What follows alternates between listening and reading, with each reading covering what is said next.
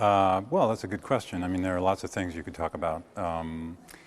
My understanding about today's discussion is trying to, what we call flesh out the idea of smart specialization, which is an economic development strategy, among other things, that ultimately is based on finding and encouraging and stimulating entrepreneurship.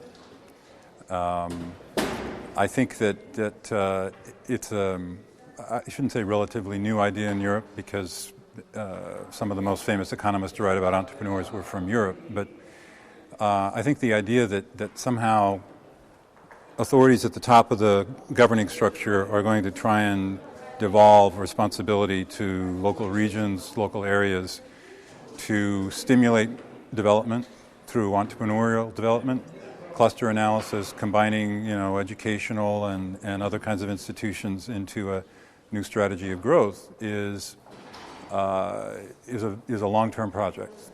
Let's put it that way. That it's one thing to study conceptually how you would reverse growth from a top down to a bottom up. It's another thing to say, what is an entrepreneur? And is the entrepreneur in Reggio Calabria the same as an entrepreneur in Turin or in Lausanne? I think the answer is no. So what I would say on my experience, thinking about these things, observing these, studying these things, is that you need to start off early with a clear notion of what an entrepreneur is, not just as an economic entity, but as a cultural and psychological entity. You need to understand what it means to have a culture of entrepreneurship.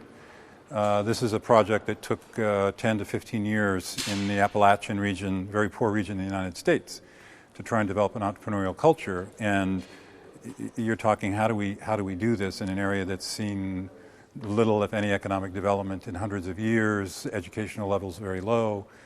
And I'm not saying the same situation exists in Europe, but I'm saying the same kinds of issues are going to come up. Is how do you encourage young people in Reggio, for example, to be entrepreneurs, which is to say to do things differently, to think differently, to act differently, to say, I don't like the way things are being done that way, I want to do it this way, and then ask the community for support, and maybe eventually the financial community and the political structure. I think those are the kinds of things that have to be fleshed out to really make smart specialization an operational plan or an operational system that could make a difference in people's lives.